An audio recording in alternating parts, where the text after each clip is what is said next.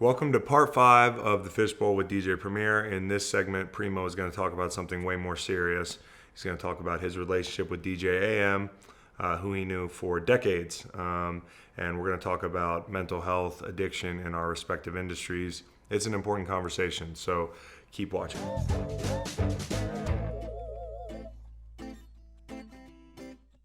I wanted to take a turn into the industry on some more serious stuff. I mean, you've worked with Mac Miller, God rest his soul. Everybody I talked to in the industry just had this reverence for him and this appreciation for the guy he was. You know, substance abuse being a big issue in society today. Yeah. In football, mental health, all this. We're having this awakening. Is it time in hip hop where people start looking out for each other more, just like the rest of society? It's so tricky because we all have, or in most cases, know some, especially in our industry, from sports to music, anything But entertainment. music is a different animal because you guys, your sleep schedules, Yeah. your travel schedules Yeah. on tour, like I couldn't imagine. And just the parties. influences, even, like you said, even the parties you go to, it's around you. Even if you don't partake, it's still around you. And that's a temptation because it's like, damn, everybody's enjoying themselves, everybody's doing it. I'm not into that, but I'm on the bus or I'm in the hotel, like I got to step out for. what's it like? Because everybody looks like they're having a good time, and the aftermath. Oh man, we did this last night with this person, and then it gets to a point where you either want to partake, and then especially if you're amateur to it, the ones that are amateur usually turn out the ones that just can't stop and they go really off the deep end, and then. They just can't. They just stay in escape mode, and obviously most drugs are an escape, Right. but especially substance abuse period. But for us, I mean, I'm glad I've been blessed to turn off the switch when I party. To this very day, I've always known, okay, party's over tomorrow. I got work, and I'll literally approach it that way. I don't care if I'm hungover. I'll literally go to work and get the hangover off by either drinking another drink or take an Advil or something like that, and literally go back to that was yesterday and back to work. A lot of people can't do that, and if they're in our circle and they're our loved ones, good example. Rest in peace to DJ AM. He had a crack addiction years ago. Then he had the plane crash with Travis Barker. What we now know is that there were 6 people on that Learjet. 4 of them have died, 2 survived. We have identified the survivors this morning, both well known in the music industry. One, Travis Barker, the former drummer for the group Blink 182, and the second, Adam Goldstein, known as DJ AM, a popular DJ in California. And he and I made this sneakers called Rivals for Nike. He did a Dunk and I did an Air Force One. He represented the West Coast, I represented the East Coast. I never made a sneaker before. He's a sneaker junkie, and we were friends since he was 14 years old. I've known him. So AM, I remember after they had the plane crash when Che and little Chris died in the crash, and him and Travis obviously survived. We're eating at a spot, a really popular spot in the city, with me and a couple other DJ friends of ours, and he goes, I was like, man, I've never made a sneaker, and he said, well, the Dunks I have on now, I'm going to do the dots, the platter dots, like the turntable, and I'm going to put it here and do whatever. Plus Nike gave us the materials. They gave us like 4 or 5 materials, and they said you can only make it out of these. So if you want to take the suede part and put it here, you can put it wherever you want, but only these materials you use. Right.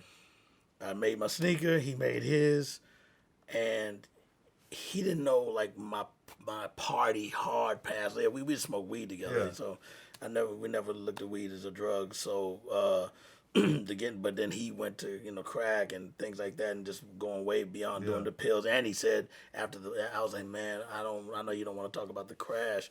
He goes, no, I'll tell you the whole thing. And I was like, you don't have to. He goes, no, I want to.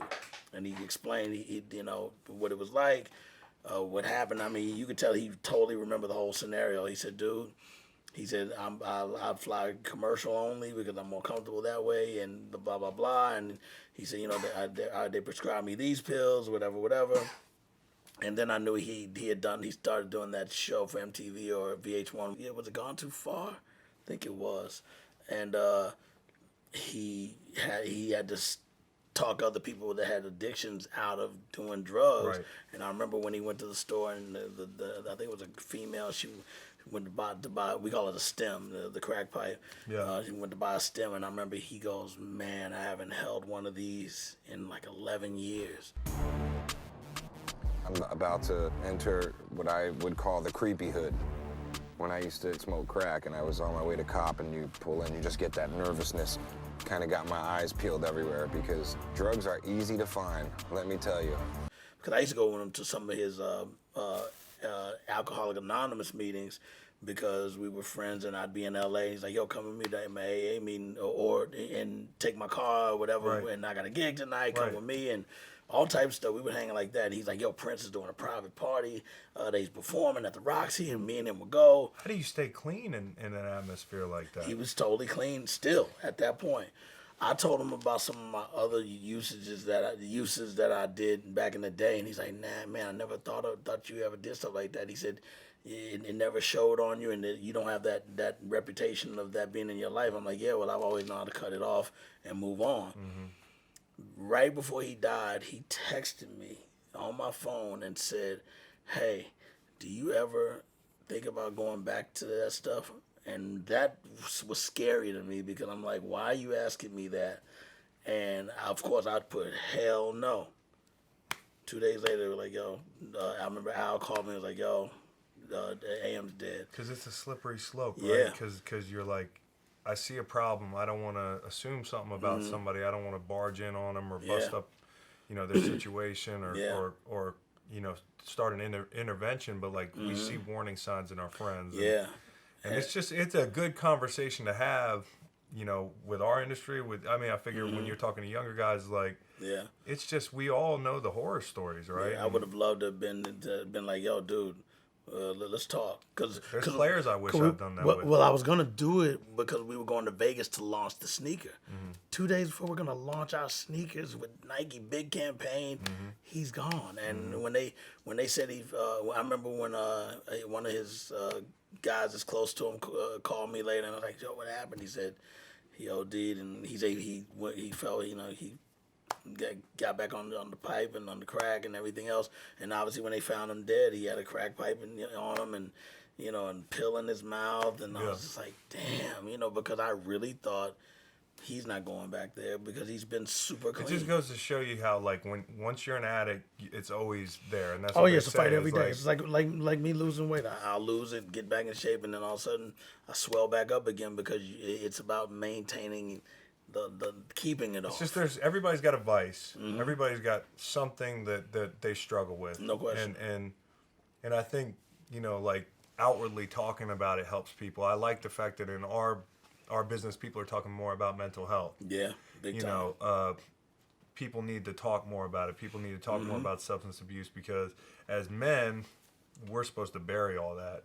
Absolutely. And a lot of eras of dudes, especially older dudes, that grew up in an era where it was like, that's weak, and I just think it's cool when you see guys able to step out and talk about their demons or their issues, because you realize you're not alone. Anything you're struggling with, I always feel like when I'm struggling with something, I think like, well, somebody just down the street struggling with the same thing. It makes me feel a little bit better about it. Thanks for watching part 5 of the Preemo interview on Fishbowl. Part 6 is going to be all about some of my biggest hip-hop hits. That's right. I recorded a few tracks back in the day. And then also we're going to talk about royalty checks. Do artists still get them? Are they sweet? Is it a little bit of walking around money? Or is it not a big deal? Please subscribe and continue to check out the tail end of our DJ Premier interview on the Fishbowl.